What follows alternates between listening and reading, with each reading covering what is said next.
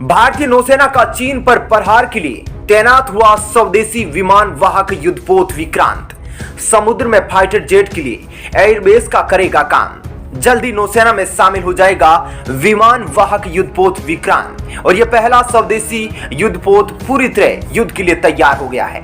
भारत का पहला पूर्ण स्वदेशी युद्धपोत को बनाने की योजना 1999 में बनाई गई थी और आखिरकार 22 साल बाद इस योजना को पूरी तरह से अंजाम दिया गया है। जी हां, 2021 में 40,000 टन वजन के IAC विक्रांत का सफलतापूर्वक परीक्षण कर लिया जा चुका है। आपको बता दें कि INS विक्रांत नाम का युद्धपोत पहले भी भारत के पास मौजूद था। इसी युद्धपोत के जरिए 1971 में भारतीय नौसेना ने पाकिस्तान को बुरी तरह से हराया था। INS विक्रांत ने पाकिस्तान की कराची बंदरगाह को पूरी तरह से बर्बाद कर दिया था और भारतीय नौसेना का सर गर्व से ऊंचा कर दिया था। भारतीय नौसेना ने 1997 में INS विक्रांत को रिटायर्ड कर दिया और नए एयरक्राफ्ट कैरियर को बनाने की योजना शुरू कर दी। बता दूं कि किसी भी नए युद्धपोत को बनाने में बहुत ही बड़े बजट की जरूरत होती है। कोविड-19 के बाद जहां दुनिया भर के कई देशों की अर्थव्यवस्था डगमगाई, ऐसे में नए युद्धपोत का निर्माण करना भारत द्वारा बेहद ही मुश्किल कार्य रहा है। आप चौंक जाएंगे यह जानकर कि IAC P-71 विक्रांत की लागत करीब 30,000 करोड़ रुपए है। 262 मीटर लंबा और 62 मीटर चौड़ा यह युद्धपोत भारतीय नौसेना का वह सुरक्षा कवच है जो समुद्र में होने वाले युद्ध को पल भर में दुश्मन को ठिकाने लगा सकता है। आपको बता दें कि इसका निर्माण कोचिन शिपयार्ड लिमिटेड ने किया है। 52 किलोमीटर प्रति घंटे की रफ्तार वाला विक्रांत एयरक्राफ्ट कैरियर सिर्फ 1 या 2 फ्लोर का नहीं है बल्कि पूरे 15 फ्लोर का है। इस पर 1700 नौसैनिक आसानी से तैनात किए जा सकते हैं। इस एयरक्राफ्ट कैरियर की खास बात यह है कि यह पूरी तरह भारत में बनाया गया है। इसमें प्रयोग होने वाला प्रत्येक सामग्री धातु भारत का ही है। इसके प्रत्येक कलपुर्जे भारत द्वारा ही बनाए गए हैं। INS विक्रांत को समुद्र पर तैरता हुआ एयरबेस भी कहा जाता है। इस युद्धपोत पर लड़ाकू विमान और फाइटर हेलीकॉप्टर तैनात किए जाएंगे। Made in India aircraft carrier की ताकत के बारे में तो हर कोई जानता है। आपको बता दें कि INS विक्रांत पर MiG-21 लड़ाकू विमान को तैनात किया जाएगा। इतना ही नहीं, इस पर चेतक कोमोव हेलीकॉप्टर समेत सी किंग भी तैनात करने की योजना बनाई जा रही है। साथ ही साथ रोमियो हेलीकॉप्टर की तैनाती भी इसमें शामिल होगी। बात अगर एयरक्राफ्ट कैरियर के चुनौती की करें तो सबसे बड़ी समस्या एयरक्राफ्ट कैरियर पर टेक ऑफ और लैंडिंग होती है, जिसमें छोटी सी भी लापरवाही बहुत ही बड़े हादसे का रूप ले सकती है। सामान्य तौर पर किसी भी एयरपोर्ट का रनवे 2 से 3 किलोमीटर तक का होता है, जबकि INS विक्रांत का रनवे 200 मीटर लंबाई का है। INS विक्रांत के की जंप से ही एयरक्राफ्ट टेक ऑफ और लैंडिंग करते हैं। INS विक्रांत के कैप्टन सूरज पुरुषोत्तम ने बताया कि 2 से 3 किलोमीटर के रनवे को कम करके 200 मीटर का बनाना बेहद ही कठिन कार्य था, क्योंकि इसी रनवे पर लगभग 20 से 30 जहाज एक साथ ऑपरेट किए जाएंगे। इतना ही नहीं, एक साथ लैंडिंग और टेक ऑफ का कार्य भी इसी रनवे पर होगा, जो बेहद ही जोखिम भरा काम है।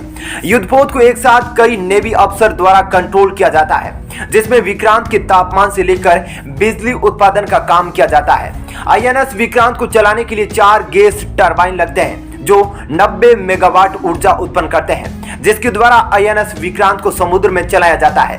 बात अगर INS विक्रांत की हो रही हो तो इंडियन नेवी से रिटायर्ड हो चुके अदम्य क्षमता वाले INS विक्रांत को भूला नहीं जा सकता, जिसने पाकिस्तान के छक्के छुड़ा दिए थे। आपको बता दें कि 2021 में तैयार हुआ IAC विक्रांत का नाम INS विक्रांत इसलिए रखा गया ताकि देश पहले INS विक्रांत को हमेशा याद रखे, वो INS विक्रांत जिससे पाकिस्तान आज भी खौफ खाता है। इतना ही नहीं, INS विक्रांत को डुबोने के चक्कर में पाकिस्तान का बेहद ही ताकतवर पनडुब्बी गाजी पूरी तरह बर्बाद हो गया था। यानी कि पाकिस्तानी पनडुब्बी गाजी को बर्बाद करने का पूरा श्रेय INS विक्रांत को ही जाता है। यह बात अलग है कि अब INS विक्रांत भारतीय नौसेना में कार्यरत नहीं है। दरअसल भारतीय नौसेना के पास पहला एयरक्राफ्ट कैरियर 1961 में आया था, जिसका नाम INS विक्रमादित्य था। INS विक्रमादित्य को भारतीय नौसेना के बेड़े में शामिल होने से पहले बाकू और एडमिरल गार्स्कोव नाम से जाना जाता था। इसका वजन 44,570 टन है, यानी कि INS विक्रांत से भी 4,000 टन ज्यादा। दुश्मन के इस काल की ऊंचाई 60 मीटर है, जो कि 54 किलोमीटर प्रति घंटे की रफ्तार से चल सकता है और किसी भी युद्ध को आसानी से जीत सकता है।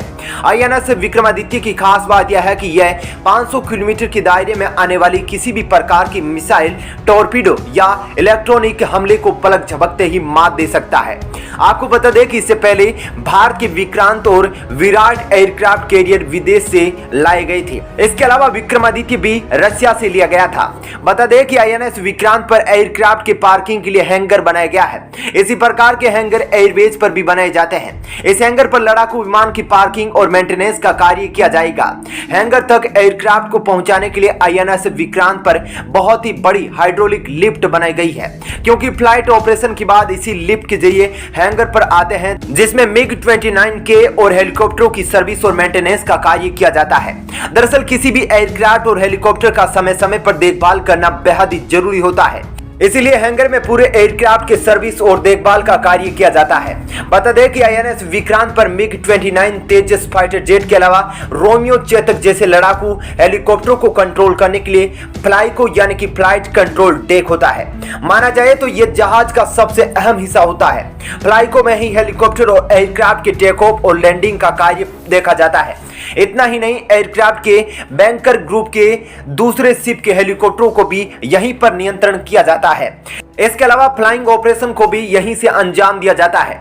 आईएनएस विक्रांत एयरक्राफ्ट कैरियर की प्राथमिकता समुद्र की रक्षा तो है ही, साथ ही साथ इसमें नौसैनिकों की देखभाल समेत मनोरंजन का भी पूरा खास ध्यान रखा जाता है। 15 मंजिला यह एयरक्राफ्ट कैरियर एक दिन में समुद्र में 500 किलोमीटर की दूरी तय कर सकता है। इसके अलावा 2 या उससे अधिक ऑपरेशन एक साथ इस पर चलाए जा सकते हैं। 40,000 टन का यह संगारक भारतीय नौसेना के लिए ब्रह्मास्त्र से कम नहीं है। 1999 में भारतीय नौसेना ने पहली बार स्वदेशी युद्धपोत बनाने का निर्णय लिया और 10 साल बाद 2009 में इसका निर्माण कार्य शुरू कर दिया गया। आपको बता दें कि इसे बनाने में प्रयोग की गई स्टील भी भारत का है। इस मुश्किल तकनीक वाले युद्धपोत को बनाने में 21,000 टन स्टील का इस्तेमाल किया गया है। आईएनएस विक्रांत में लगा स्टील 3 एफिल टावर के बराबर है। अब आप इस आंकड़े के जरिए अंदाजा लगा सकते हैं कि यह सागर प्रहरी कितना विशाल और ताकतवर होगा।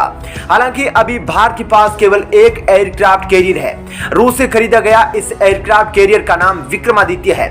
विक्रमादित्य एयरक्राफ्ट कैरियर को अरब सागर में तैनात किया गया है, जिसके साथ ही इंडियन नेवी के पास 2 एयरक्राफ्ट कैरियर हो जाएंगे। बात अगर वैश्विक युद्धपोतों की करें तो वर्तमान में अमेरिका के पास 10 विमान वाहक युद्धपोत है, जबकि एक रिजर्व में है। आपको बता दें कि अमेरिका अब तक 56 एयरक्राफ्ट कैरियर स्क्रैप कर चुका है।